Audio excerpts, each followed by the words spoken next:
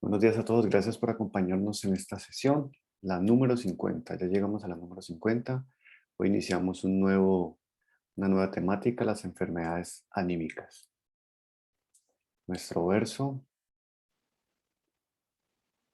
en mi pensar, luz y claridad.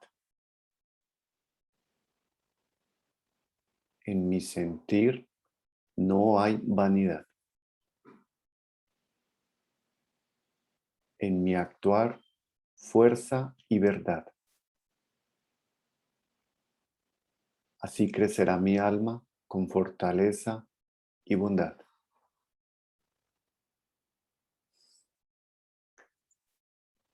Bueno, ¿quién nos ayuda hoy leyendo, por favor? La naturaleza humana es complicada y en el hombre suceden muchas cosas cuya dinámica se mantiene en mayor o menor medida bajo el umbral de la conciencia y de las cuales emergen a la superficie de la misma solo sus efectos.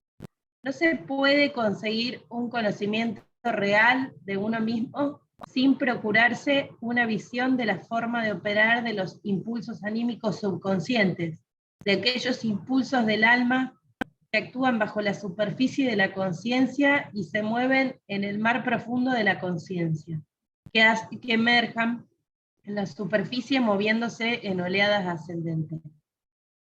Tan solo las olas que asoman son perceptibles a la conciencia ordinaria y generalmente no se sabe cómo interpretarlas, de modo que alcanzar auténtico conocimiento se vuelve una tarea imposible.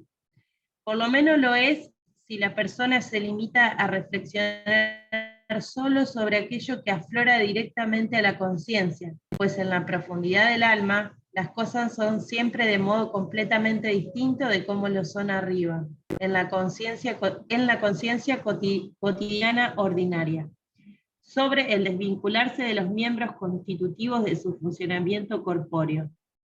Rudolf Steiner. Gracias, Bárbara. Muy buenos días a todos. Buen día, maestro Mario. Muy buenos días. Bueno, para continuar con este hilo de las enfermedades anímicas, pues Steiner ya nos plantea digamos, en este texto que se ha leído, que hay algo que fluye en nuestra conciencia, de lo cual somos conscientes, y normalmente eso que fluye con nuestra conciencia es algo que nos informa nuestros sentidos. Es decir, todo lo que está en nuestra, digamos, eh, ¿cómo decirlo? En nuestra percepción eh, vivencial y que yo puedo evidenciar a través de esa percepción, eso es lo que decimos está en nuestra conciencia. Pero también es cierto que hay cosas que estamos percibiendo que no están en nuestra conciencia. Yo siempre coloco el ejemplo que a veces uno no es consciente de la presión que ejerce el asiento donde estamos sentados.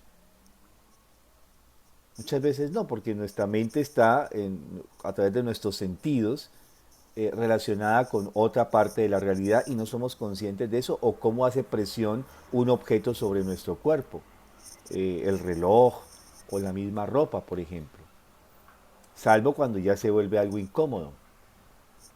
Y así como en los procesos digestivos, uno está, por ejemplo, comiendo, mientras uno mastica, saborea, uno es consciente del alimento que está consumiendo. Pero una vez traga, si no ha pasado nada con ese tragar, si no ha sido pues que es voluminoso o se fue por el camino incorrecto, como solemos decir, uno no se da cuenta. 7 segundos está en el estómago y uno en general no se da cuenta de lo que está aconteciendo allí, en nuestra digestión. Y esos procesos vitales, uno no es consciente de cómo se hace todo el proceso de la digestión, a menos que nos caiga mal lo que hemos consumido. Entonces se produce un malestar. Y al producirse el malestar, tomamos conciencia de esa parte de nuestra corporalidad. Y así como en lo fisiológico hay aspectos que son conscientes y otros que transitan inconscientemente, la circulación, la misma respiración, a menos que uno esté asustado, agitado, uno se da cuenta de la respiración, pero la mayoría de nuestros procesos fisiológicos transcurren sin que uno conscientemente influya en ellos, gracias a Dios. ¿Sí? Aunque justamente digamos, en el desarrollo espiritual, un paso que uno podría dar más adelante es ser consciente e influenciar conscientemente en esos procesos. Que es lo que uno hace cuando una persona, por ejemplo, sin estar en una escuela de iniciación, es muy ansiosa y uno la lleva a que justamente sea consciente de su ansiedad con estas tres preguntas: ¿qué sientes? Describe lo más exactamente posible qué sientes. Luego vamos a la segunda pregunta: ¿qué lo genera? ¿Qué detona ese sentir en mí? ¿Qué situaciones o aspectos particulares hacen que yo en un momento determinado tenga estas reacciones emocionales? Emociones o sentimientos. Sentimientos. Y luego entra uno ya a la tercera pregunta, que es la resolución. ¿Cómo lo transformo? ¿Cómo me apropio de ello? Entonces uno comienza a hacer ejercicios justamente donde uno entra a entrar a manejar, a controlar estos sentimientos. ¿Cómo?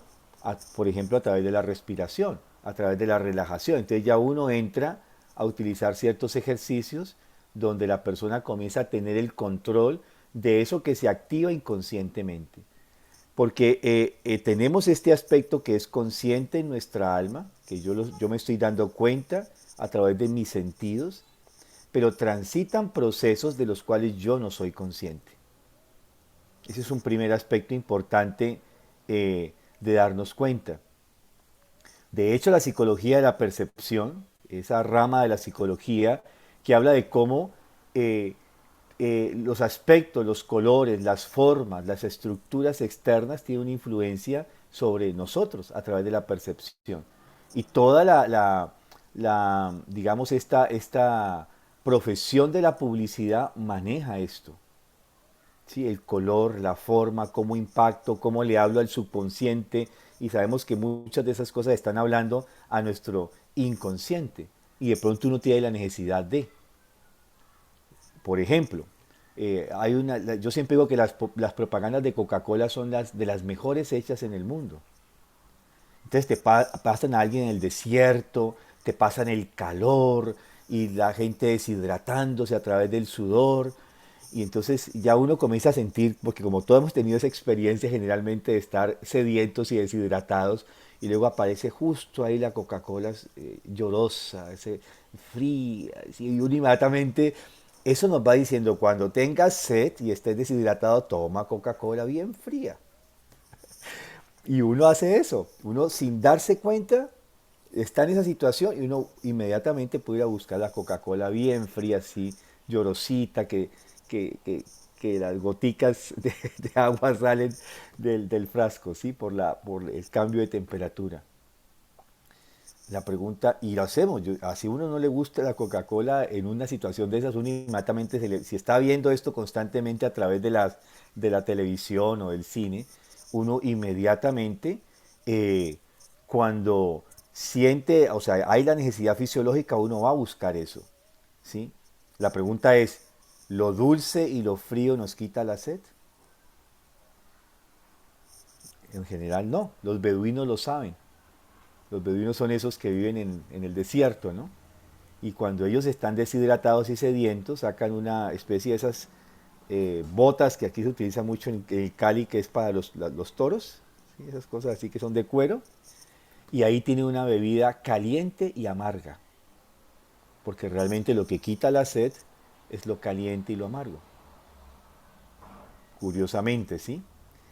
Otro ejemplo, el cine. Yo no sé si yo hace muchos años ya no voy a cine porque pues uno coloca Netflix o Disney o esas cosas, pero yo recuerdo mucho cuando era muy cineasta, siempre al principio te pasaban como la publicidad y uno siempre le colocaban el maíz ese pira o le colocaban las papitas fritas o la hamburguesa, ¿sí? Y luego los cortos de las siguientes películas que iban a presentar y ahora sí la película.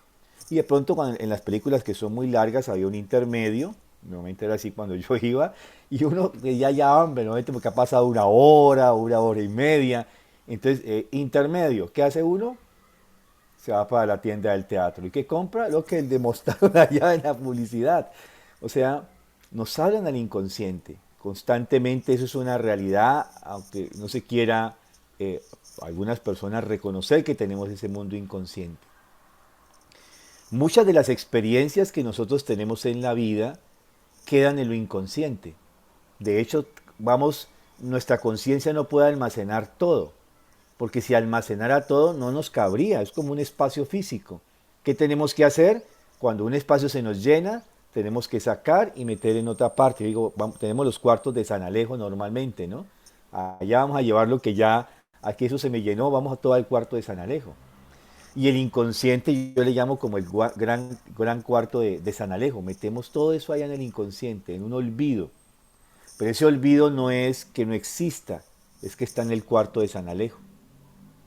Muchas situaciones traumáticas que hemos vivido quedan en el cuarto de San Alejo.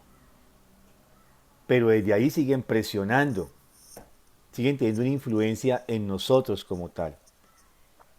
Entonces, este aspecto que nos describe Steiner en este párrafo realmente nos está hablando de algo que es una realidad y nos está convocando a que tenemos que tener una conciencia, desarrollar una conciencia no solamente de lo que se mueve en nuestra vida diurna consciente, sino también ese mundo nocturno e inconsciente de nuestra alma.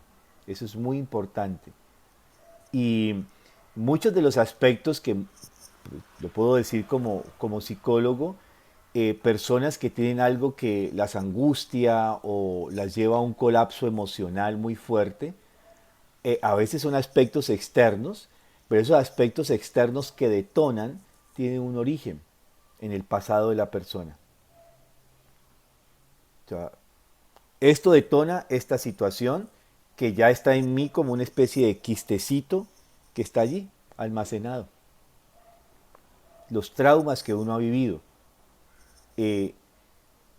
Yo recuerdo cuando tuvimos el Congreso del 2015, ibero-latinoamericano o hispanoamericano, como también se le puede llamar, de Pedagogía Waldorf, acá en Cali, nos pasó un hecho muy particular. Las personas iban a dormir a Jamundí, a un centro que había sido un centro recreacional, como una especie de hotel, centro recreacional, y ahí dormían. Entonces salían del colegio y se iban para ese sitio, vamos a una media hora de tránsito.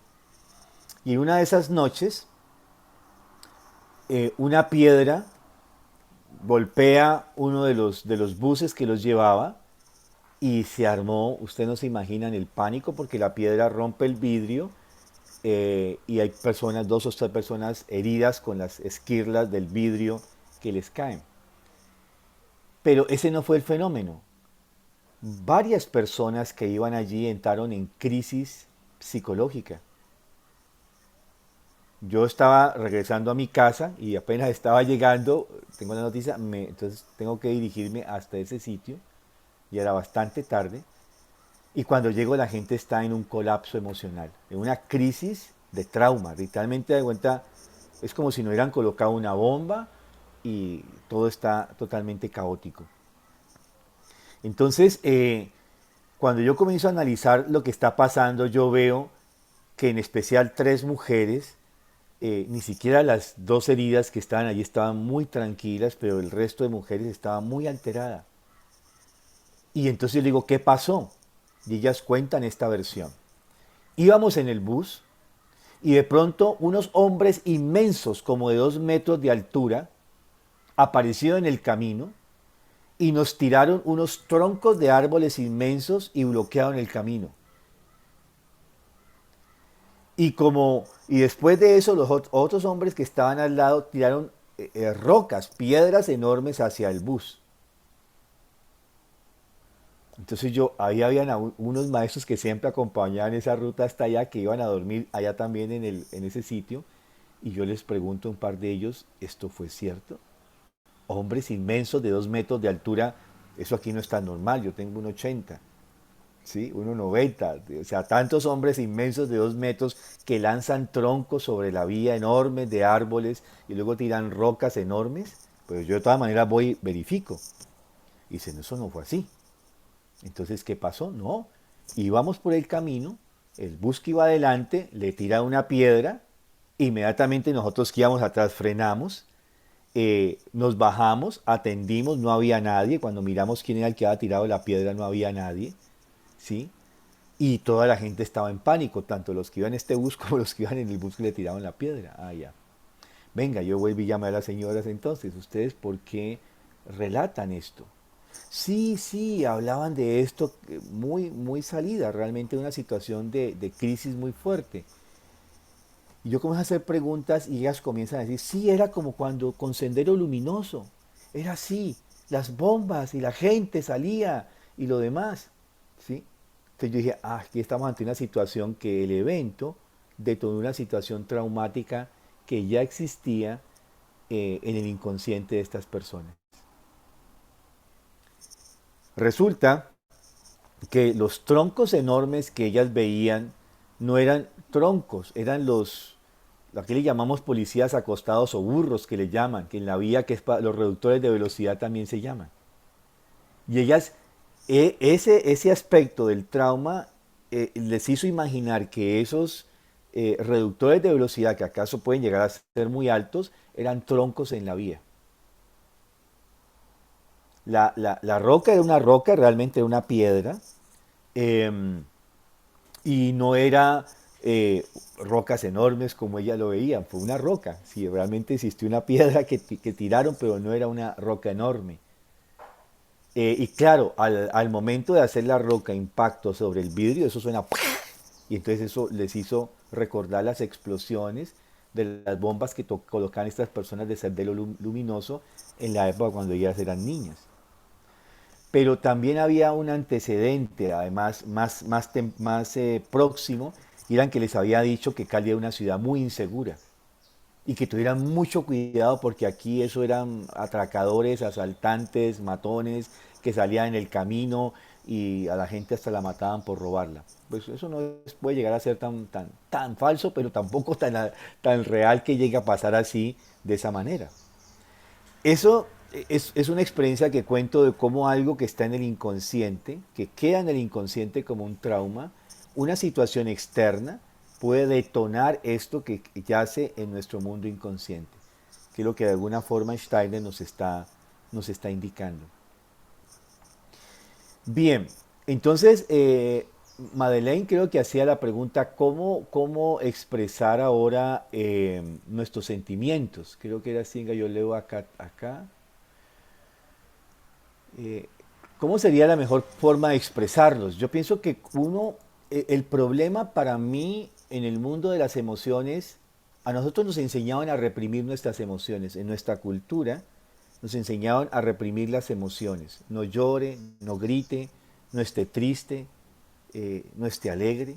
¿Sí? Siempre algo nos cohibió desde afuera. Y yo pienso que no es no expresar nuestras emociones, sino saberlas expresar. Eso es lo más sano. Y uno no debería debatir entre si lo digo o no lo digo. Que siempre uno dice, ay, ¿será que lo digo? No lo digo, lo digo, y finalmente uno no lo dice, ¿no? Para no meterse en problemas. Para ser a veces políticamente correcto, uno no dice las cosas. La cuestión realmente es cómo lo digo, no si lo digo o no lo digo, sino cómo lo digo. Y el ejercicio es comenzar con qué siento, qué detona este sentimiento en mí. Otra forma que yo tengo, digamos, como parte del proceso de ayudar a las personas terapéuticamente es describa el hecho externo, la experiencia externa, y ahora describa la experiencia interna. Y eso se hace con un ejercicio que es muy sencillo. Todos los días yo saco 10 minutos de mi tiempo. Solo 10 minutos, no necesito más. Y tengo a alguien, un partner, alguien que me va a ayudar a esto. Y yo le voy a expresar a esa persona en 3 o 5 minutos máximo una experiencia que yo he tenido, algo externo que yo haya vivido en el mundo externo que me haya impactado. cualquier cosa. Entonces, el primer aspecto es describir la percepción, la vivencia que yo tuve. Y luego el segundo paso es describir lo que yo he sentido frente a la experiencia.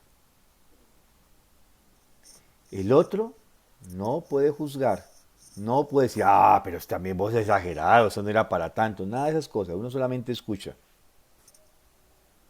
Y solo se valen preguntas de clarificación. ¿Estoy entendiéndote bien si lo que estás diciendo es esto? ¿O si lo que quieres decir es esto? Espérate, no entendí, ¿quisieras volver a explicarlo? Es lo único, digamos que eso es como formas que serían la única, digamos, autorizado que yo podría decir. Nada de interpretación, nada de eso es bueno o malo. Pasados los 3-5 minutos, se trueca. Se invierte, ahora yo, el otro, va a decir va a hacer el mismo ejercicio. Inclusive es una muy buena ejercicio en las terapias de pareja. Cada vez hablamos menos. Y eso va ayudando a que nosotros tengamos de qué hablar, porque hablamos de muchas cosas técnicas, pero hablamos de sí mismos cada vez mucho menos en el mundo. Y en las relaciones humanas, de pareja, en las relaciones con la familia, cada vez siempre son temas técnicos. No damos lugar a que expresemos nuestras vivencias y nuestro sentir con esas vivencias. Entonces es una forma, Madeleine, en que podemos abordarlo de alguna manera. Luego vamos a ver quizás más ejercicios más adelante. Bueno, voy a compartir pantalla para volver a algunas imágenes que ya hemos mostrado y que nos van a servir mucho. Steiner nos dice que el estado de nuestra salud, por un lado, depende de nuestras encarnaciones anteriores. Dentro de 8 días vamos a explicar un poquito más eso. Es decir, si consideramos que el ser humano es un ser que no solamente vive una sola vez en la existencia, sino que tiene vidas repetidas, la vida actual que tenemos, y cuando pensamos en la constitución del ser humano, que está formado de alguna manera de 4 cuerpos: cuerpo físico, cuerpo vital, alma y espíritu.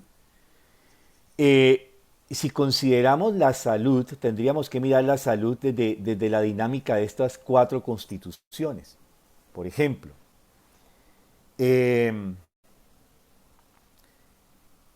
¿cómo son nuestros intereses?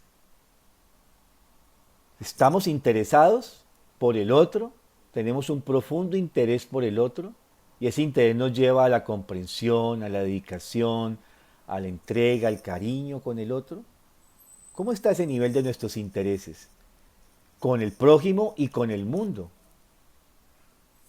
Ahí estamos hablando, cuando hablamos digamos, tratamos de hacer un diagnóstico a través de este aspecto de los intereses, o del interés por el prójimo y por el mundo, estamos en la esfera del yo, de nuestra constitución espiritual.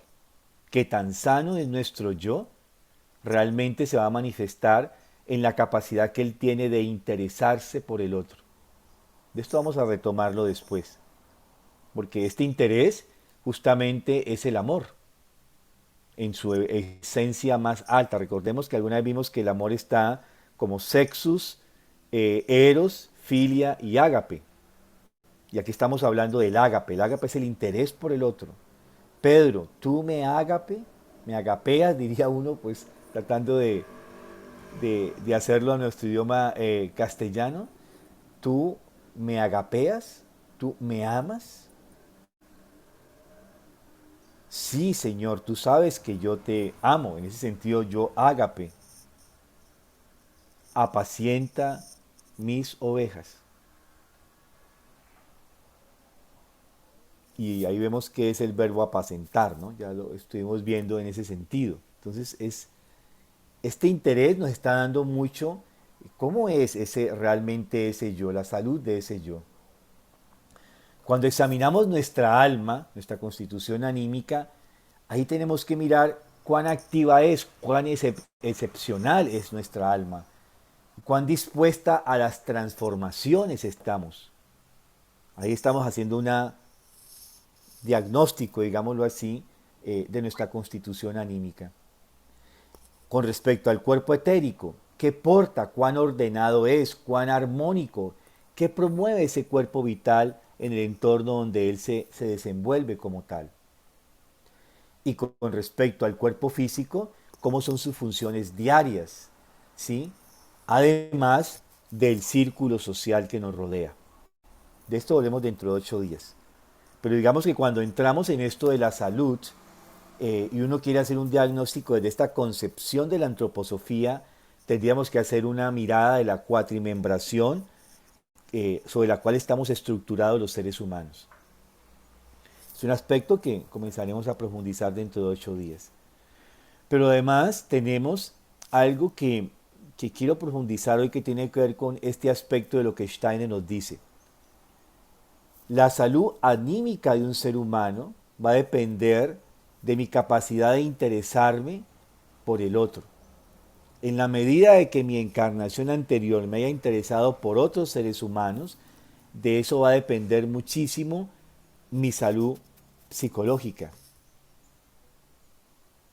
Y cuando yo me intereso por el mundo y mi comportamiento manifiesta ese interés por el mundo, eso va a redundar en mi salud corporal. Entonces ahí ya tenemos dos principios de salutogénesis.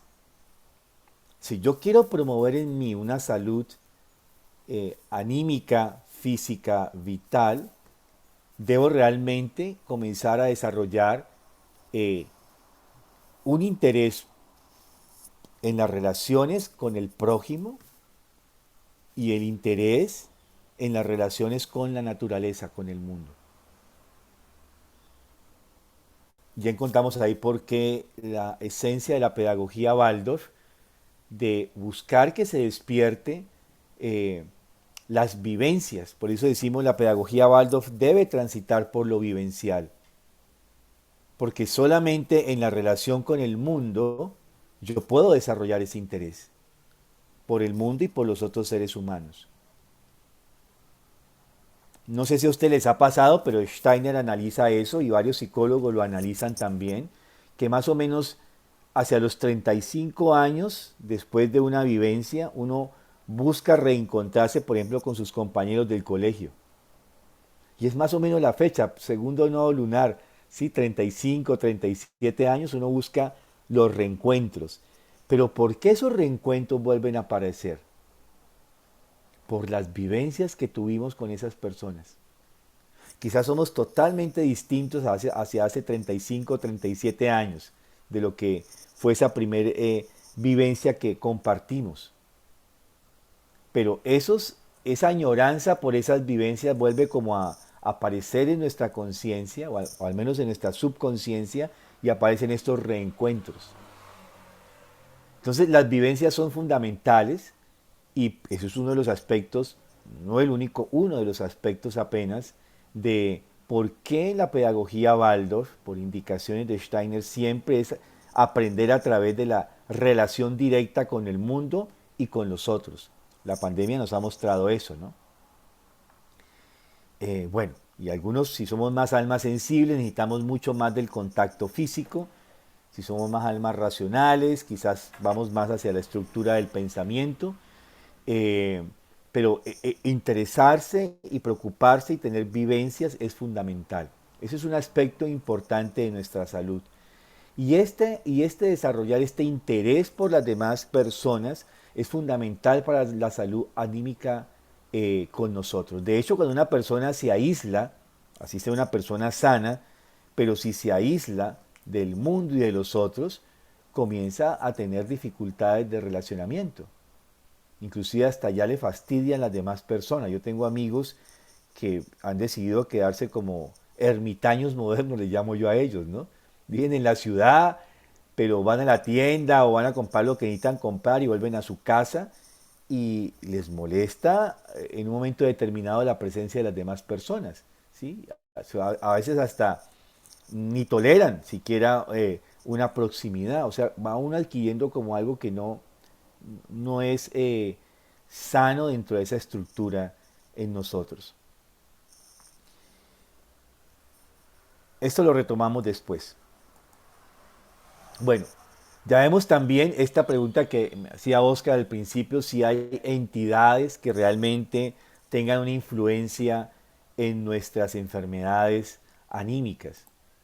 Y sí, podría ser.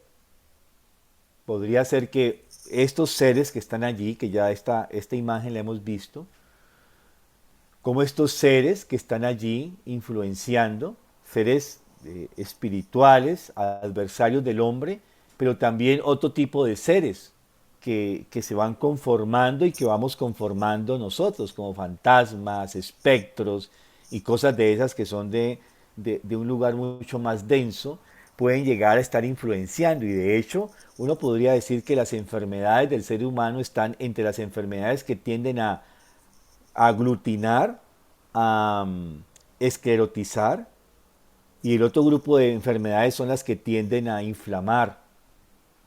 Y uno podía ver o a expandirse, ¿no? A estar fuera de sí mismo, inflado, también podríamos decirlo.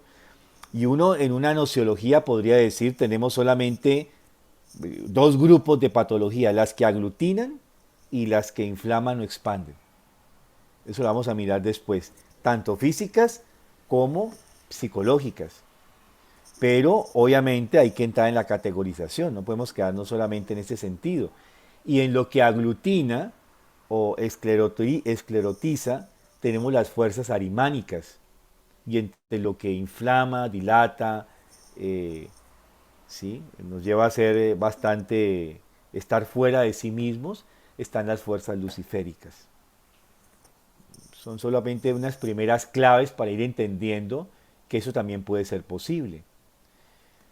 También en la medida en que nosotros estamos no integrados, en la medida en que somos divisos, digámoslo así, estamos dando lugar a que ciertas fuerzas y seres tengan una influencia mayor en nosotros. Entonces, esta necesidad de estar integrales, integrados, indivisos como individuos, es muy importante dentro de la estructura de la salud total de nosotros. Entendía esta salud como esta integración entre lo espiritual, lo anímico, físico, vital en nosotros. Cuidar esos procesos es importante. En todas las escuelas de iniciación, el primer paso importante en la formación de un discípulo era el cuidado de su salud. Y comenzaba con el cuidado de los ritmos y comenzaba con el cuidado de la alimentación. Cuidar ritmos, cuidar alimentación. Es fundamental. Entonces, en la medida en que estamos escindidos de nuestros semejantes, de lo espiritual, de la naturaleza, ahí justamente tenemos peligros de nosotros enfermarnos y aparecer estas enfermedades que cada vez más, desde lo psicológico, por ejemplo, hay ya una especie de pandemia y es universal, por eso hablo de que no es epidemia, sino una cosa ya que sale de contexto porque es en todo el mundo a nivel de lo que es ansiedad y depresión. Cada vez esto está mucho más fuerte y las estadísticas nos dicen que dentro de pocos años va a haber una gran crisis a este nivel en los seres humanos. Y esto ya nos muestra que algo está pasando en esta integralidad nuestra como seres humanos como tal. Y tenemos que atenderla y no meramente esperar para tener tratamientos y medicinas, sino cómo podemos hacer un cuidado anímico, una salutogénesis, que es lo que finalmente vamos a mirar. Yo por mi formación clínica tengo que comenzar a hablar de lo patológico para después llegar a la salutogénesis, ¿sí? Porque es como la forma como podemos mirarlo, ¿sí? Llegar desde la enfermedad para llegar a la salud. También podemos hacer el camino contrario, mirar la salud, que es lo que hemos venido haciendo, cómo lograrlo, la integralidad, porque también uno podría decir qué es la enfermedad. La enfermedad es una desintegración de algo en mí. Algo no está integrado en mí. Ahí aparece la enfermedad. Pero de hecho los seres humanos ya portamos algo de esta enfermedad desde nuestros ancestros allá en el Edén, cuando al consumir el fruto del conocimiento se introdujo en nosotros la enfermedad, el dolor y la muerte. Y por eso se reza en el cristianismo la enfermedad del pecado en lo corporal de la humanidad. Entonces casi que nuestra tarea es lograr un estado de salud permanente, una salutogénesis, que es lo que va a hablar Maslow y luego Antonovsky, que son los que realmente retoman hacia mitad del, más o menos, ¿sí? 70, 80, más o menos 60, 70, 80, comienza a hablarse de este aspecto de la salutogénesis en los seres humanos. Cómo logramos un equilibrio, una homeostasis en nuestras funciones vitales y en nuestro equilibrio en general. Entonces, cuando esto se desequilibra, cuando esta relación armoniosa entre lo físico, lo anímico y lo espiritual se desequilibra, allí comienzan a aparecer nuestras enfermedades. Este cuadro ya lo mostramos también hace mucho tiempo. Yo voy a tratar de, este fin de semana, si lo traduzco, pero aquí tenemos esta palabra que dice Heilung es salud. Entonces aquí tenemos las vivencias, aquí tenemos el Ich, es el yo, CL es alma, Ether Leib es cuerpo vital y Leib es cuerpo físico. Entonces cuerpo físico, Leib, cuerpo etérico, alma y yo. Y ahora esta salud se da cuando realmente el yo logra integrarse, impregnar con sus intereses, con sus motivaciones, con sus anhelos y aspiraciones de realizarse en la tierra, logra que este impulso de lo espiritual se vincule con lo anímico. Y cuando esto anímico va a transitar hacia lo corporal, el cuerpo etérico y el cuerpo físico. ¿Sí? Esta relación y estas vivencias son lo que producen, esta integralidad los que produce la sanidad o la salutogénesis, como la estamos llamando. Pero cuando suceden experiencias que nos cortan este flujo, algunos lo pueden llamar de energía o de relación, es cuando aparecen las enfermedades. Y en lo físico comienzan las neurosis orgánicas, cuando este impulso de nuestros más profundos intereses o el leitmotiv, el motivo propulsor que dirige mi vida, no logra descender hacia lo anímico, no logra mover, dinamizar lo anímico, entonces no va a transitar desde la esfera anímica a lo corporal esos motivos de vida, de aspiraciones que son las metas más profundas de mi yo. Entonces va a aparecer las neurosis orgánicas o las enfermedades orgánicas. Cuando hablamos de neurosis orgánica estamos hablando de las enfermedades, un campo de las enfermedades psicológicas, y aquí estamos en todo lo que llamamos neurosis o histeria como tal, ¿no? Los estados histéricos o neuróticos en general. Para hablarlos, después vamos a mirar cuál es esa categoría de las neurosis. O llega a descender tanto que se incorpora a lo físico y aparecen las enfermedades orgánicas o las enfermedades de los órganos como tal. Cuando este proceso de lo físico no va a lograr una integralidad de lo físico y de lo etérico, no va a lograr una integralidad con lo psíquico, con lo anímico y con lo espiritual, entonces van a aparecer las psicosis y las psicosis neuróticas. Entonces voy a volver a repetir, ¿sí? El esquema. Lo esencial para conservar nuestra salud como tal es preservar una armonía en la relación de estos cuatro cuerpos que conforman nuestra constitución. El yo, Ich, el alma, Seele, el Ether Leib, el cuerpo etérico, y el Leib, que es el cuerpo físico. Ellos deben estar en lo posible, nunca hay una armonía exacta, pero la idea es que estén lo más armónicos posibles. Entonces, cuando están armónicos, ellos van a conformar esta esfera que está afuera, que es la salutogénesis, lo saludable. Pero para que esto acontezca, tienen que haber eh, una relación que estos impulsos que dirigen mi vida, mi leitmotiv, mi motivo propulsor que dirige mi vida, las metas de mi destino, mis intereses más profundos, logren realmente impactar en mi esfera anímica, psicológica, y desde esta esfera realmente puedan movilizarse esos intereses hacia el mundo y hacia los otros. Luego, cuando esos intereses, esa alma se dinamiza con todos estos impulsos, estos intereses de mi yo, entonces van a incorporarse al cuerpo etérico y al cuerpo físico y dinamizan, digamos, mi biografía, un despliegue de mi motivo de vida en la existencia. Cuando ese flujo se corta, ese flujo, digamos, que debe haber en estos 4 constituciones, desde el yo y desde el alma al cuerpo físico, al cuerpo etérico, vamos a tener las enfermedades de neurosis de los órganos o la enfermedad de los órganos propiamente. Neurosis orgánicas o la enfermedad de los órganos, que ya es física, cuando un órgano, por ejemplo, está afectado, cualquiera que sea. Y cuando desde lo físico, etérico, no fluye esto hacia lo anímico y espiritual, entonces es cuando aparecen las psicosis y las neurosis psicológicas, o sea, las enfermedades en general que estamos dentro de lo que ya es el campo psicótico. Y esta experiencia de vida, de relaciones, es muy importante.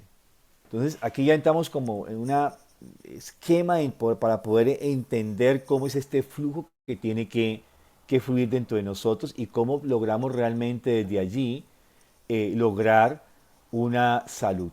De esto hablamos un poquito mucho más amplio dentro de 8 días, cuando miremos la categorización de cada una de estas enfermedades y cómo se va a manifestar desde lo corporal. Pero ya hay que tener en cuenta esta relación, ¿sí?, de nuestro mundo anímico, de las experiencias de vida que hemos venido hablando, de cómo algo queda en lo inconsciente, desde ahí como una especie de, de un quiste interior puede comenzar a influenciar. Y ahí ya viene todo lo que es el tema de no solamente de lograr hacer buenos diagnósticos, sino también unas buenas tratamientos a partir del diagnóstico como tal. Bueno, dejemos ahí, damos algún espacio para las inquietudes y preguntas. Buenos días, Mario. Buenos días, Nancy. Muy interesante este tema, absolutamente actual. Y yo quisiera saber un ejemplo de esta psicosis neurótica, cómo se manifiestan. Gracias. Eh, bueno, bueno, me voy a adelantar algo dentro de los 8 días, si es que me obliga a hablar de lo Bien. que, del tema dentro de 8 días. Pero está bien. Una imagen para diferenciar lo que es neurosis y psicosis, para ir entendiendo un poco esto, es pensar que nuestra pensar, sentir y voluntad como 3 aspectos de nuestra alma que tienen que estar integrados, ¿sí?, como tal, ellos están separados. Ya vimos esto de la triformación social. Cada esfera debe permanecer y mantener su autonomía. Pero hay puntos de intersección entre esas 3 esferas, que ya lo mostramos dentro de 8 días. Retomo esta imagen de cómo esta lemniscata hace la integralidad a través de lo fisiológico, de lo neurosensorial, a través de lo cardiorrespiratorio, une lo neurosensorial con lo metabólico motor. De igual manera pasa en la función psicológica, ¿sí? Pensar, sentir, la parte media integra pensar y voluntad.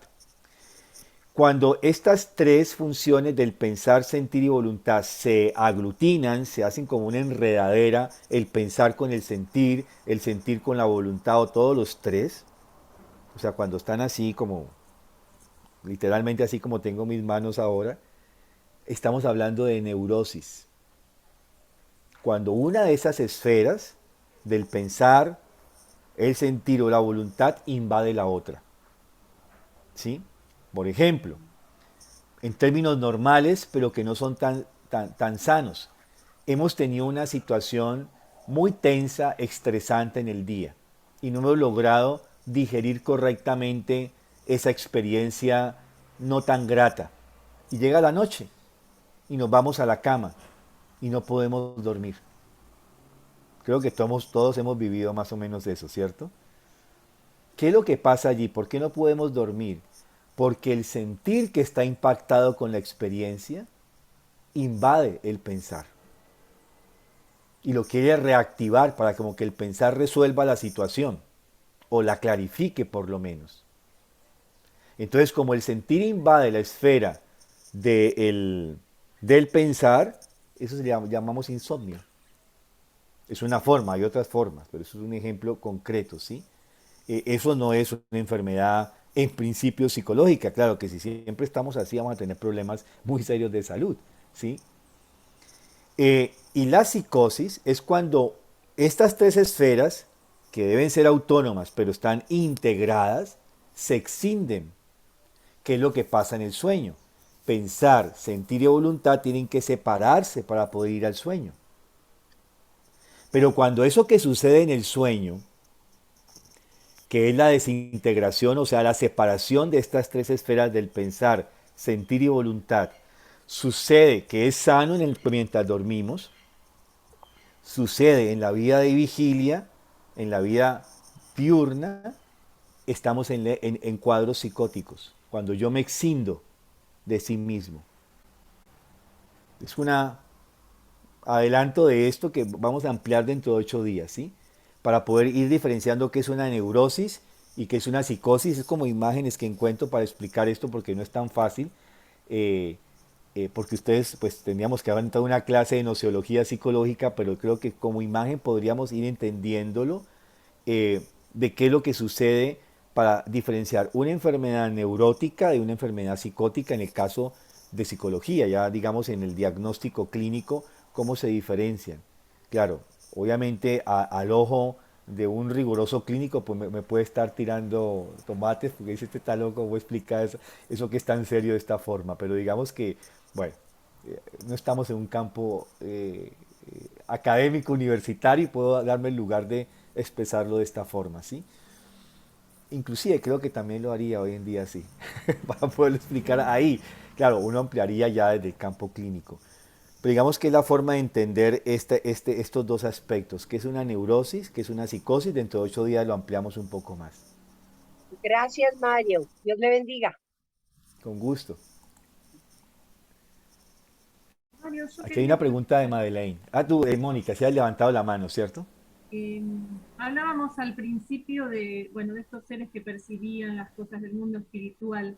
¿Cómo se puede ayudar a una niña de 7 años que tiene una conexión muy directa con este mundo espiritual y que percibe cosas desde chica, eh, pero bueno, sin bloquear esa sensibilidad y cómo orientarla o contenerla para que no se asuste, como para que no se angustie? ¿Qué se le puede decir? ¿Cómo se le puede orientar? No sé si por ahí podés sugerirme algo. Sí, Steiner habla de estas capacidades de cierta videncia o clarividencia, que él mismo las tuvo, ¿no?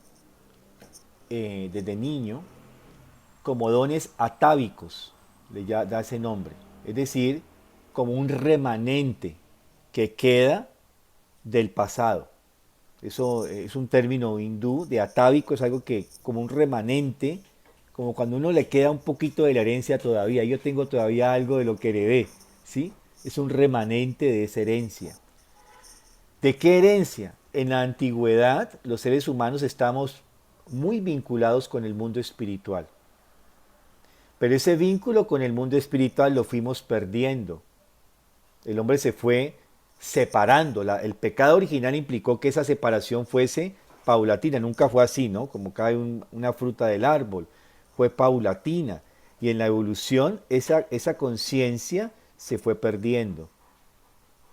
Pero en algunas personas, en algunas líneas genealógicas, esa experiencia de percepción extrasensorial, como se le llama, o de percepción de esos mundos que no son sensibles, sino suprasensibles, quedó como un remanente y se hereda todavía de los padres o de los abuelos. Uno mira que es que, ahora lo decía, quién no recuerdo quién era que decía que creo que era Yasmín con la tía abuela, ¿no? Sí, que hablaba de cómo tenía desde niña este don y que la utilizaban, pero que después le dijeron que eso era malo, ¿sí? Bueno, esa forma no se puede hacer.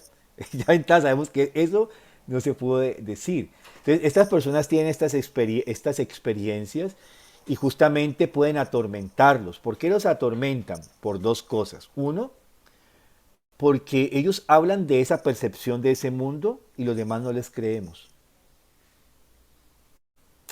Ya con el gesto que le hagamos como que se está como, ¿no? Aquí yo te dice la palabra, estás pepo, ¿no? Estás como ido, estás como... eso no deberíamos hacerlo. Y lo otro es que muchas veces las experiencias, lo que yo he escuchado, es que no son tan gratas, muchas veces. Porque a veces no siempre se van a encontrar o estar en contacto con seres o experiencias positivas, sino negativas. Hay gente, por ejemplo, que ve todo lo que va a pasar en catástrofes. Y lo puede tener en sus sueños o lo puede tener de manera consciente. Entonces, esto es un don atávico. ¿Qué es lo que tenemos que hacer? Volverlo una capacidad consciente. Ese sería el ejercicio. Entonces, un primer lugar con los niños pequeños, que muchos niños cada vez hoy en día están hablando más de esto, más que lo que nuestra generación lo habló, y tienen más vivencias de este orden, es escucharlos con total tranquilidad y, digamos, ecuanimidad, escucharlos y quizás ayudarles a que precisen estas experiencias. No estimularlas, sino verlas como algo wow, sino, bueno, como cuando uno se interesa porque alguien dice, alguien está congestionado emocionalmente, entonces uno le hace preguntas y háblame de esto. O ven, acá hagamos un dibujo, ¿sí? Es muy importante que estos niños, como niños, puedan ayudarse mucho a través de la pintura o del dibujo, porque es una forma de colocar esas experiencias que pueden ser a veces avasallantes para muchos de los niños o personas, ¿sí? Entonces una forma es a través de lo que es la pintura y el dibujo, ¿sí? También el dibujo de formas, que aquí ya lo hemos experimentado, muchas veces logra ese equilibrio interior en nosotros. O sea, todo lo artístico puede ser una gran ayuda para que esto transite de una manera mucho más armónica en nosotros y pueda inclusive acallarse sanamente. Pero acallarse no significa que es callarlo y cercenarlo, sino que se transforme en una cualidad. Cuando, por ejemplo, una capacidad atávica se puede transformar sanamente, se convierte en una capacidad del pensamiento donde la persona ya puede conquistar la capacidad imaginativa o intuitiva, por ejemplo. De eso hablamos después, quizás más adelante, ¿sí? Cómo se lograría desarrollar esto. Algunas ideas, ¿sí? Porque eso es todo un campo y todo un camino. Entonces, la manera más adecuada sería en ese nivel, de darle, no negarlo, tampoco estimularlo, escucharlo y darle lugar a que esto es así. Cuando estas imágenes atormentan a los niños que ven espectros, fantasmas, los gnomos, que a veces son muy burlones, simplemente uno pues no lo va a negar. Por ejemplo, si el niño está en el cuarto y que normalmente los niños pequeñitos de 4, 5, 6 años ven cositas y manifiestan muchos miedos. Dice, la psicología dice, eso es normal, es la edad de los miedos. Los 6 años, 5 son la edad de los miedos. Los niños a veces están viendo cositas. Entonces uno simplemente cuando el niño manifieste el miedo, abramos la ventana, así con una fuerza yoica, abramos la ventana para que estos seres se vayan. Y uno abre la ventana para que se vayan, con la convicción de que se van a ir. Es decir, uno le da la orden de que se vayan. Estos seres, cuando hay presencia de yo y uno, digamos, tiene un toque de autoridad, estos seres salen. Voltéate, si estás para el lado de la puerta y está viendo cosas, voltéate, dale la espalda, Es decir, manejarlo así como uno manejaría una situación común frente a algo que nos atormenta. Son formas como quizás de ayuda para este tipo de cosas. O sea, cómo ayudamos, pero no es no negando lo que el niño vivencia, porque eso los hace sufrir muchísimo. Sobre todo cuando son niños, sufren mucho. Y como sabe que no les creemos, entonces se lo callan. Y ya vimos que callar es una fuente de sufrimiento. Es la primer fuente de nuestros sufrimientos cuando no hablamos. Entonces hay que dar lugar realmente a que se pueda expresar de la manera correcta. Madeleine hace una pregunta que voy a leerlo, pero creo que la tomaríamos, Madeleine, para dentro de 8 días, ¿sí? Porque ya es la hora de la pintura. Y es muy importante, justamente algo para preservar nuestra salud psicológica, es que estos temas que tienen algún digamos, pueden llegar a ser densos, tengamos la parte artística para que se digieran. Porque cuando estudiamos estos temas espirituales y no los digerimos correctamente, nos indigestamos y pueden aparecer también enfermedades anímicas en nosotros. Entonces voy a leer la pregunta. En caso de las neurosis, ¿cuál sería lo primero a hacer para que este equilibrio y las fuerzas se equilibren si sabemos que no hay dinamismo para el buen fluir hacia lo etérico y cuerpo físico? Y recomendaciones para cuidar los ritmos de nuestro cuerpo. Muchas gracias. Eso lo tratamos dentro de 8 días, ¿sí, Madeleine? Y no sé si María de los Ángeles me está preguntando si puedo hablar sobre las eneuresis. Lo tomamos dentro de 8 días, que tiene que ver con eneurosis, es cuando uno se hace pis en la cama o en los pantalones, ¿sí? O sea, cuando uno ha controlado, debería tener control de esfínteres y no lo tiene, o cuando lo ha conquistado y lo pierde. Entonces vamos a hablar quizás de esto también, que son formas como los niños nos están manifestando que algo está pasando con ellos, o un adulto también, ¿no? No solamente los niños. Bueno, les deseo un buen trabajo artístico. Que tengan un buen día. Gracias, Mario. Gracias, Mario. Muchas gracias, señor Mario. Mario. Muchas gracias, maestro Mario. María Lucía, muy buen día, ¿cómo estás? Buenos días. Bueno, justamente la imagen que vamos a trabajar es esa última forma de la lemniscata que Mario nos compartió, y yo creo que ahí vamos a mover muchas cosas. Entonces voy a,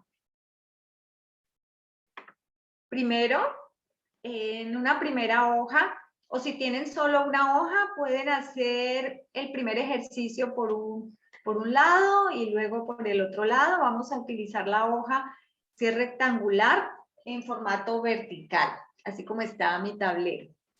Entonces, van a observar primero el movimiento que voy a hacer. Antes de ustedes empezar, van a observar lo que estoy haciendo y vamos mirando cómo va surgiendo la forma, ¿de acuerdo? Entonces, en mi tablero primero, yo voy a buscar el centro, voy a buscar el centro de mi espacio y voy a empezar con un círculo rodeando este centro. Voy a ir llevando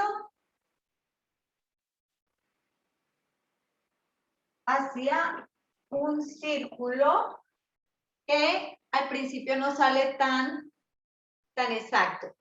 Pero voy a preguntarles a los que están atentos. Estoy yendo, miren que estoy en el mismo sentido. Voy hacia la derecha. ¿Cómo creen que puedo cambiar de dirección sin devolverme? Ya me estoy mareando aquí en este círculo, me estoy mareando. ¿Cómo puedo cambiar de dirección sin devolverme? ¿Alguien me puede ayudar? ¿Qué dicen?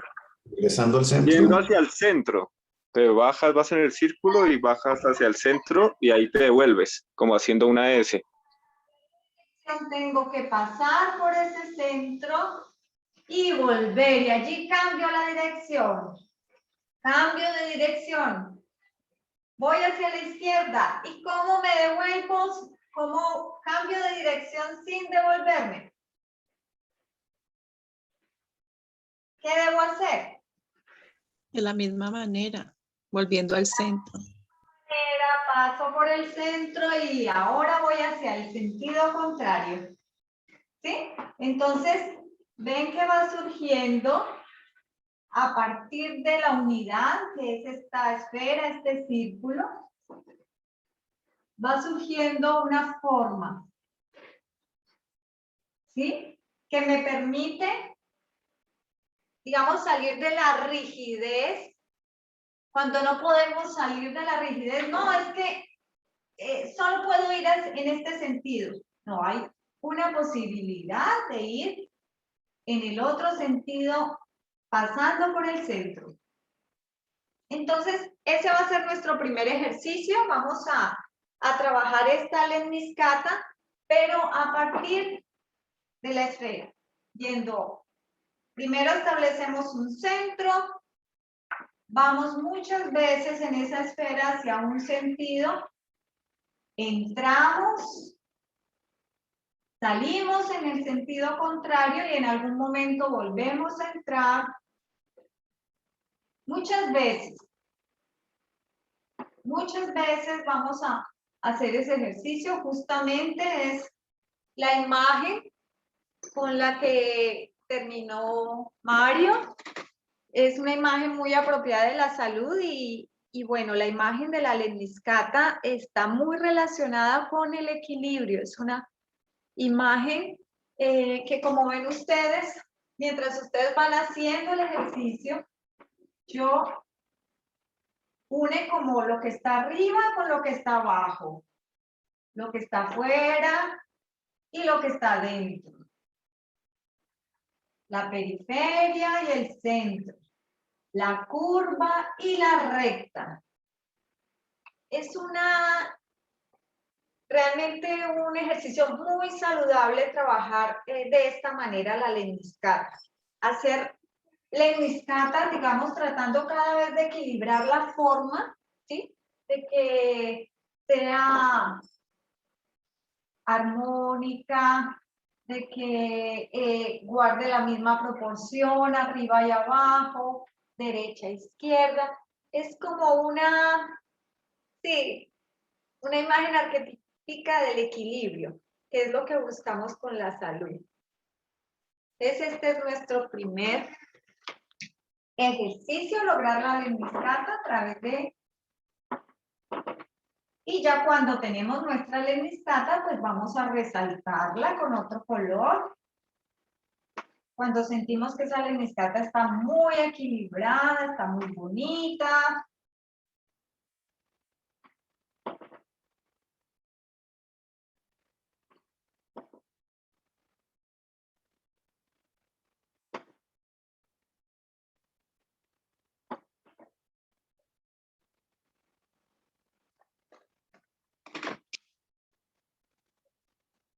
La vamos resaltando. Y bueno, los que puedan ir mostrándolo, el trabajo, los que tienen portátil para ir observando, sería también muy interesante.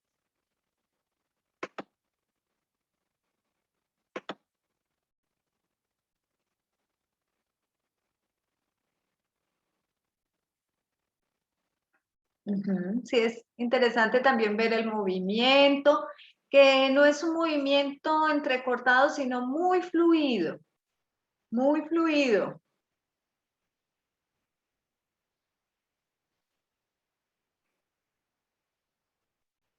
Intentando fluir de afuera hacia adentro, de arriba abajo, sin levantar la crayola. Utilizamos la crayola porque es un material suave, blando, que fluye. No es lo mismo hacerlo, por ejemplo, con no sé, un lapicero sería, aunque se puede hacer dependiendo del material. Pero la crayola o los colores blandos también ayudan mucho. Muy bien, Ángeles. Raúl está trabajando con un lápiz, ¿sí? Estoy trabajando con un lápiz blando porque no tengo los otros materiales, pero es un lápiz Bold 3. Muy bien. Si tenemos lápices, el lápiz blando está muy bien. Muy bien, Oscar. Súper. A ver, Mónica, precioso. Muy bien. Entonces, miren cómo se ha resaltado esa lemniscata a partir de nuestro círculo inicial. Ese círculo, digamos que nos ayuda a tener un centro, ¿sí? Porque si partimos de una vez a la lemniscata, como que no logramos centrarnos. Entonces es como una imagen de la unidad que somos, que no tenemos por un lado cuerpo, por otro lado alma, no debemos, es como una unidad. Entonces, cuando hayamos logrado este primer ejercicio, lo que podemos hacer es voltear la hoja por el otro lado para que sea más fácil. O el que quiera utilizar una nueva hoja.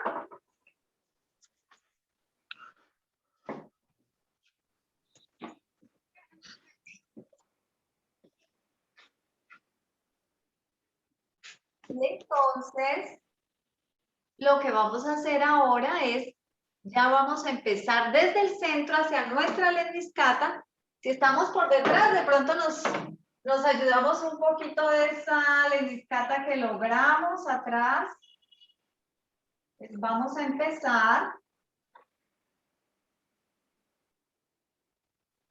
Ya no partiendo del círculo, sino de una vez vamos a la lemniscata.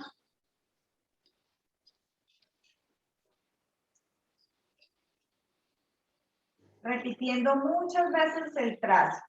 Y también es bueno, es saludable cambiar la dirección.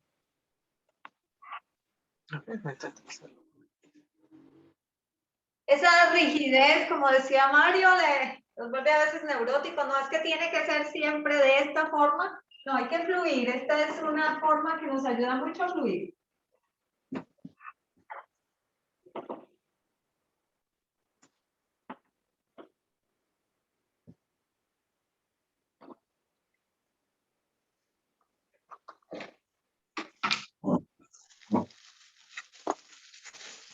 Y partimos, digamos, de esa primera lemniscata que quede, podemos dejarla en amarillo, como está trabajando Ángeles. Está muy bien. Una lemniscata centrada. O Raúl puede seguir con su lápiz. Pero esta vez ya no partimos del círculo. Solamente vamos a tener nuestra primera lemniscata bien en el centro. Dejando un espacio. Un espacio, no.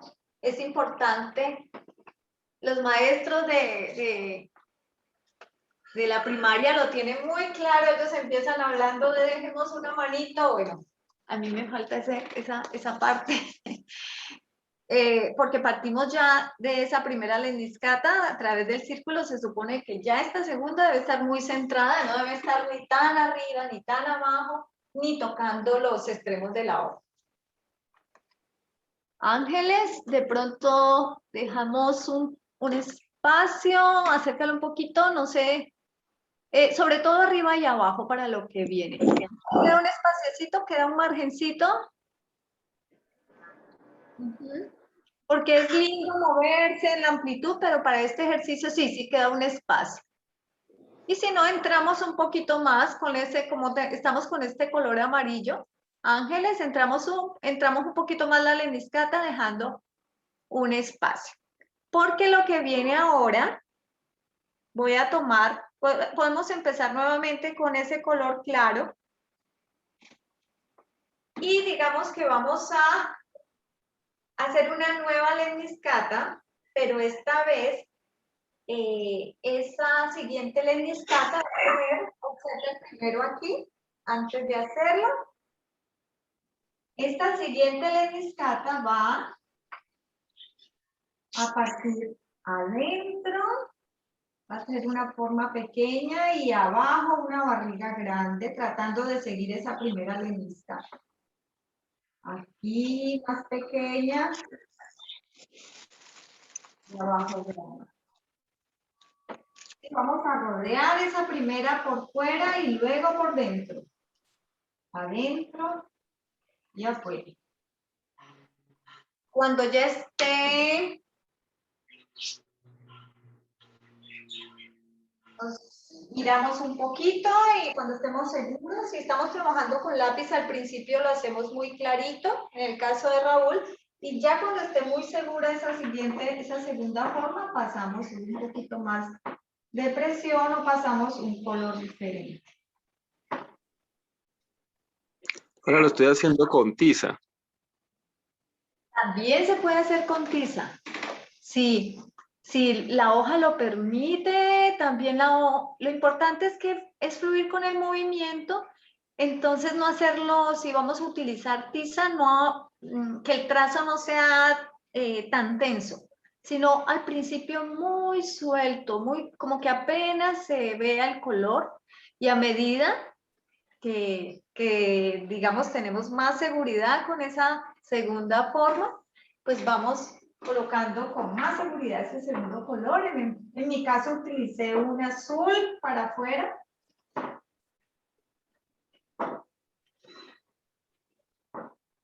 Entonces los que ya lo tengan pueden pasar un segundo color en esa segunda forma.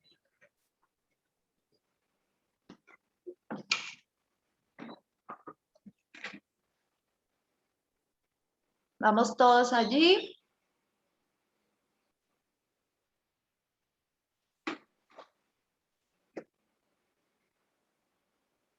Muy bien, Oscar la hizo roja. Ángeles también empezó con el rojo. Raúl usa un azul, está muy bien. Para una próxima, Raúl, es bueno que trabajes en una hoja más amplia. Este ejercicio se puede hacer, digamos, como la idea es fluir con el movimiento, entre más amplia la hoja, se recomienda por lo menos un cuarto de pliego, ¿sí? Un tamaño de un cuarto para moverse realmente en el espacio de manera fluida. Pero está muy lindo. Raúl, nuevamente. Ah, estás ahí. Pensé que ibas a volver a... Para hacerlo luego, bien. Sería lindo que luego tuvieras la vivencia en un formato más grande. Sí, por eso estaba anotando. Esa hoja tiene como el tamaño de tu mano. Sí, sí, que no Bueno, tenía nada. Ya estamos todos allí, muy bien, Nancy, preciosa. Acuérdate de que el trazo no sea tenso. Bueno, yo no alcanzo a mirar cómo lo están haciendo, solamente no les estoy diciendo que lo están haciendo así, sino que recordar que sin interrupciones, sin levantar el papel. Y vamos para nuestra tercera forma, que sería cómo equilibramos esta que tenemos aquí en el tablero. Pues vamos a hacer el movimiento contrario. Entonces, lo que arriba está pequeño, lo vamos a equilibrar luego abajo pequeño. Entonces voy a empezar en el centro, adentro, y luego afuera grande. Adentro pequeño, afuera grande. Y entonces logramos un equilibrio.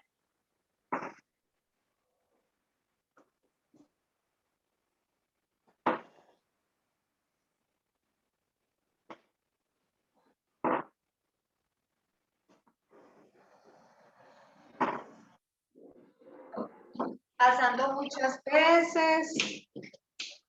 Con un tercer color, muy bien, me faltó decirlo, gracias, Oscar.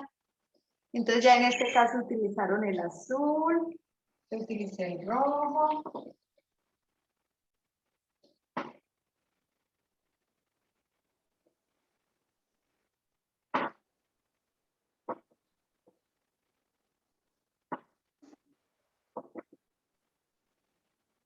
alejo un poquito, observo si está equilibrado arriba, abajo, derecha, izquierda.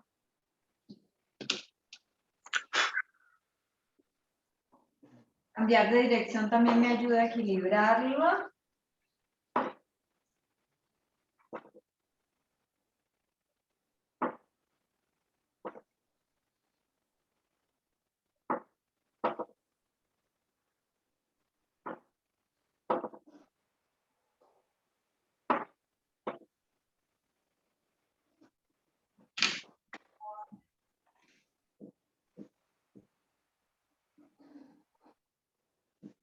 Muy bien, Ángeles. Súper.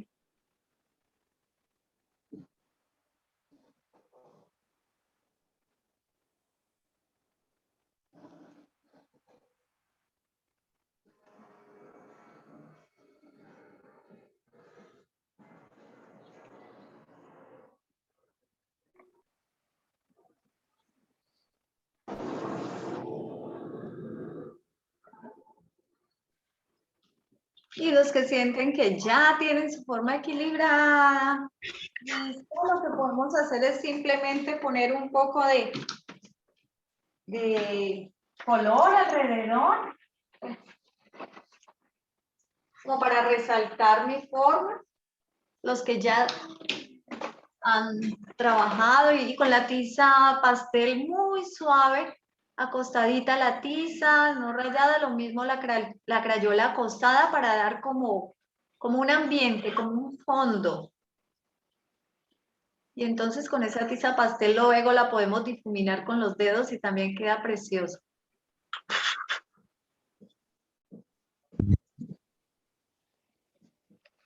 Preciosa, Yasmín, muy bien. Muy lindas formas, están muy equilibrados para empezar el día. Uy, no, buenísimos. A ver, yo veo, Raúl, esa forma. Ay, qué belleza. Mira, la tiza pastel le da como un ambiente así. El verde no se ve muy bien, pero ahí hay un verde. Sí, está precioso ese color. Nos permite ver la pantalla.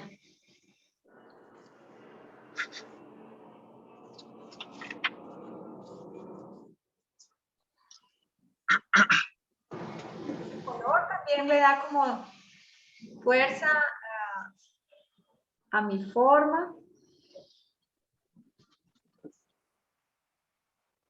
Siempre pensando que es un proceso, que no desde el principio me va a salir tan exacta, solo a través de la repetición, una y otra vez, una y otra vez. Así como con estos temas de la antroposofía, no de una vez cuando los escuchamos, sino es una y otra vez acercándonos a la imagen del ser humano de diferentes maneras. Y de pronto nos llega algo digamos, de esos contenidos tan profundos. Y quisiera escuchar de pronto los últimos 5 minutos. ¿Quién quiere compartir cómo se sintió, cómo fue el proceso? Muy bien, Mónica. Muy lindos, muy centrados.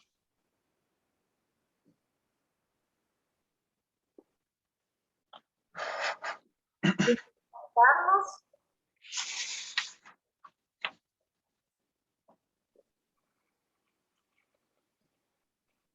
Raúl, ¿podrías contarnos cómo fue el ejercicio? Ah, no, es un ejercicio bastante meditativo, creo yo. Fluyes bastante y te concentras mucho, sobre todo la idea de centrarla. Es mucho más fácil el segundo ejercicio que el primero, creo yo. El primero siempre, pues por lo menos el mío tendía a irse para un lado. Aunque intentara acomodarlo, tendía siempre a irse hacia un lado. Entonces no quedó completamente centrada, por más que intentaba hacerlo. No sé si tiene que ver también la materialidad, puede ser, pero igual se nota como que se iba para allá.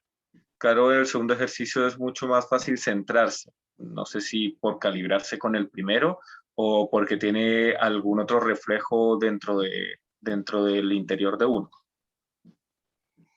Así es. Influye también de pronto el tamaño de la hoja. Puedes hacer ese Sí, sí. porque claro, creo que si empezaste con ese círculo un poquito alineado hacia abajo, pues claro que de pronto nos cuesta y seguimos en ese mismo sentido, pero en una hoja tratando de buscar siempre el centro al principio. Antes de empezar nuestro círculo, lo primero que hacemos es buscar el centro. Y realmente el dibujo de formas tiene una cualidad solar, que es como el centro de nuestro sistema, del universo en que habitamos, y parte siempre de equilibrar ese centro con la periferia. Entonces, eso ayuda también, Raúl, buscar primero el centro de mi hoja y a partir del centro de mi hoja empezar a trabajar la circunferencia. Pero quedó muy bien. Y claro que sí, ese primer ejercicio es una ejercitación para el segundo.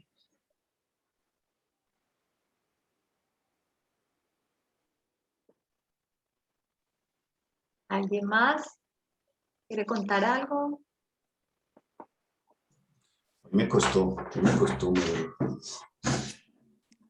No estaba cerca. Uno no está tan centrado.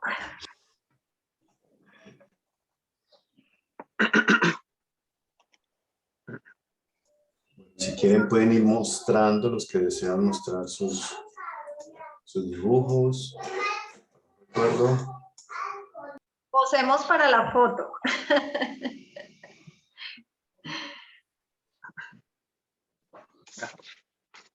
Lindo, Yasmín. Muy bien. Falta el tuyo, Oscar.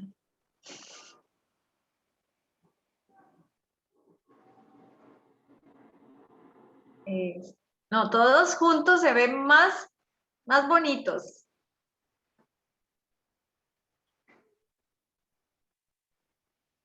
Muy bien.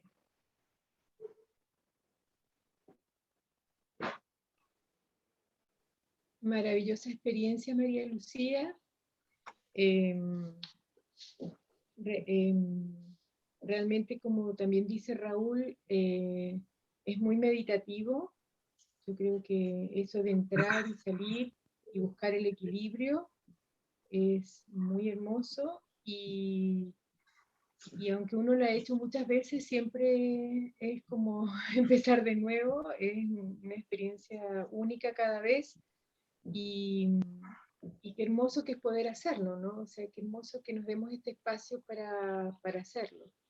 Así que muy agradecida, muy bien explicada, María Elvia, muchas gracias. Con mucho gusto.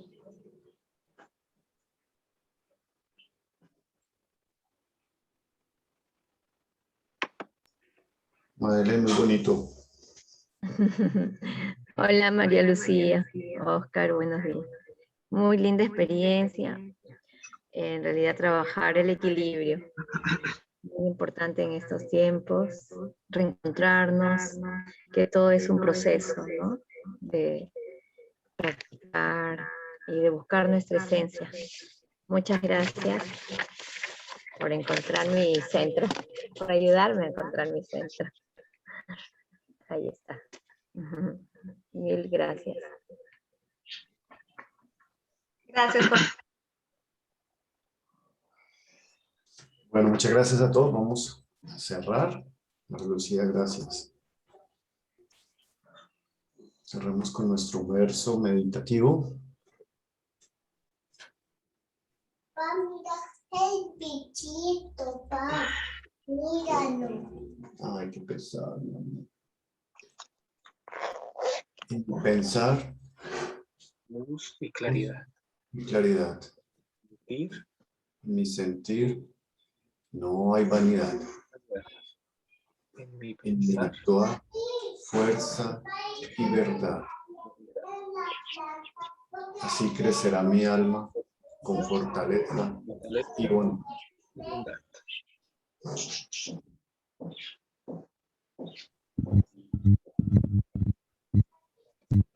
Bueno, muchísimas gracias a todos. María Lucía, mil gracias. Y nos vemos dentro de 8 días. Para todos. Gracias. Gracias, María Lucía. Chao, chao. Buena semana.